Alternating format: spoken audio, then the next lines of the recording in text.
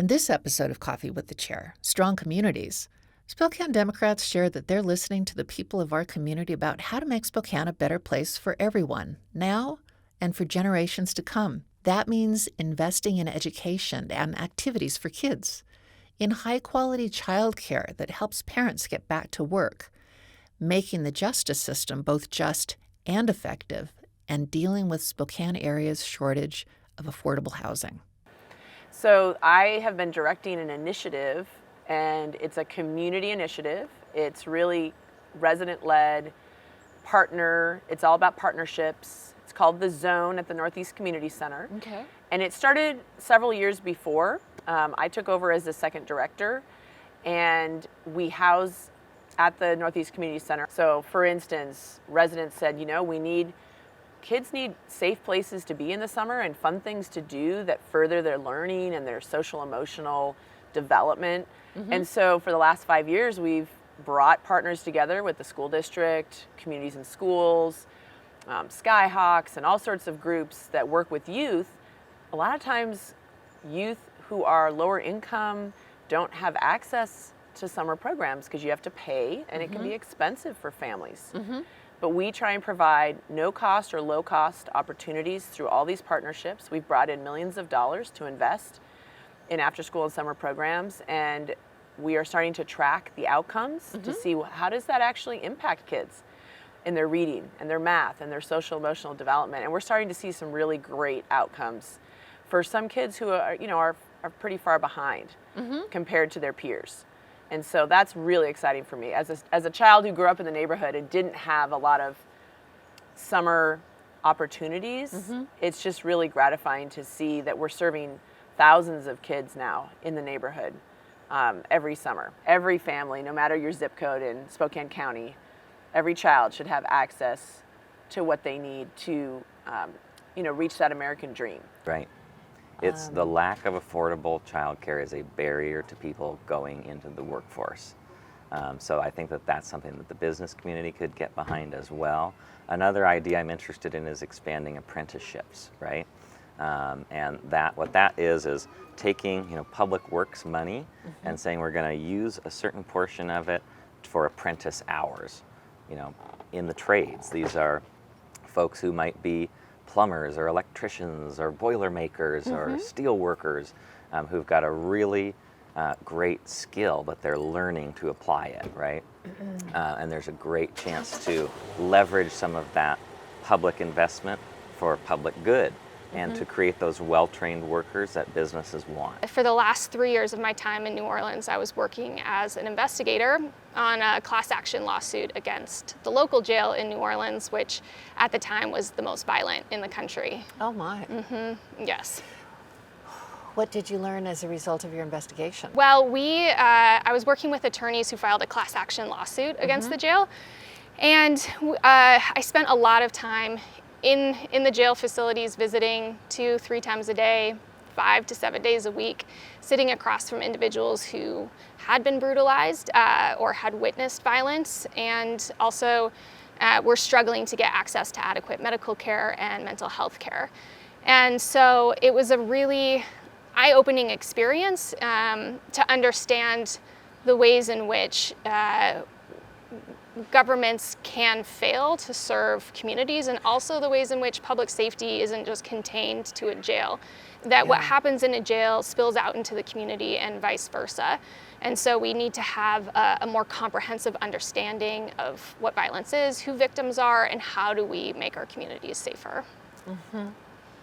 The United States has one of the highest incarcerated populations, if not the highest incarcerated population as a percentage of total population in the world, which suggests that either we're the worst people in the world or we've got the worst policy approach to how we deal with crime. Yeah, unfortunately, I think we've really seen leaders cling to policies that have not served us. They have not worked. We continue to see rising incarceration rates. As you mentioned, I think it's about 2.5 million incarcerated. That doesn't even account for folks who are on community supervision, like probation and parole. And we see that in spite of that, we have community members who continue to feel unsafe. We've seen an increase in violence across the country, unfortunately, during the pandemic. So this commitment to tired, failed, ineffective policies is not serving us, and it's incredibly expensive for taxpayers as well. And it was really the 2020 unrest after George Floyd was murdered and that civil rights resurgence, where I kind of stepped out of what I call kind of a cover. I had went to school, I'd been successful as an attorney, and so I kind of had this cover. People didn't really know my background. They didn't always know that I grew up in poverty and had all these hardships to get where I was at. You acquire some polish. Exactly. And, I was able to, say I'm an attorney, I'm successful now, but it wasn't my whole story, and I wasn't able to show up as my whole self. So having my own practice and being out at the very first protest here in Spokane, my sister had a friend with a megaphone and asked me if I would go up to the front lines.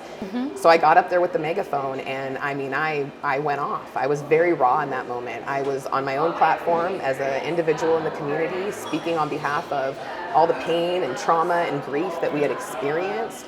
I know what it's like to have officers in Spokane show up at your home and not be able to provide resources to your family when you're experiencing domestic violence. And it's unfortunate because they don't have the resources. They're not properly resourced to respond to a lot of the things that we're tasking our law enforcement with. So when I heard the call to defund the police, when I heard the Black Lives Matter platform, I knew that there was marketing involved in that it was meant to stir up the people that they needed to support that platform, not to just piss people off because, threatening to take away law enforcement, but highlighting the need for a radical change. And what I believe and what I've shaped my platform into is a reallocation.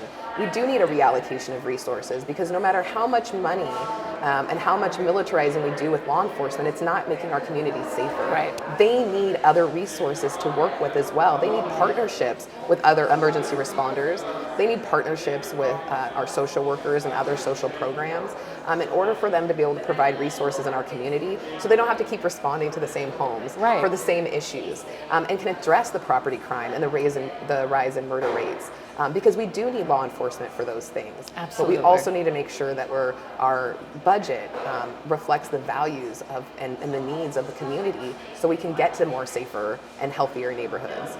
That's what people are saying they want, and I think there's a way to get there, and the data shows there's a way to get there. But we've got to get law enforcement on board. I'm very proud and pleased that the City Council, in a unanimous fashion, brought forward some legislation on middle housing. It's something that we tried to do at the state and it did not quite get across the finish line. I think condos are a way for folks to build equity, and so I think that there's some bipartisan strategies that we could find ways for folks to, we could do more condos, and so people could also use that equity, build that equity, and we know that that's a way that a lot of people start small businesses, etc. So I think that that's a gap that's missing. If we don't have home ownership and it's not attainable, people can't build the equity to help jumpstart our economy. We also need to do more senior veteran housing and transitional housing. I've been working, we have a new program called Apple Health and Homes to provide foundational community support in housing that will have that wraparound services to help people transition out of houselessness. But also we need to remember as Democrats, we can't leave out our working class who are just one paycheck away. We need to make sure we have strategies for them to stay in their homes or attain housing. And the pandemic's been rough on a lot of folks.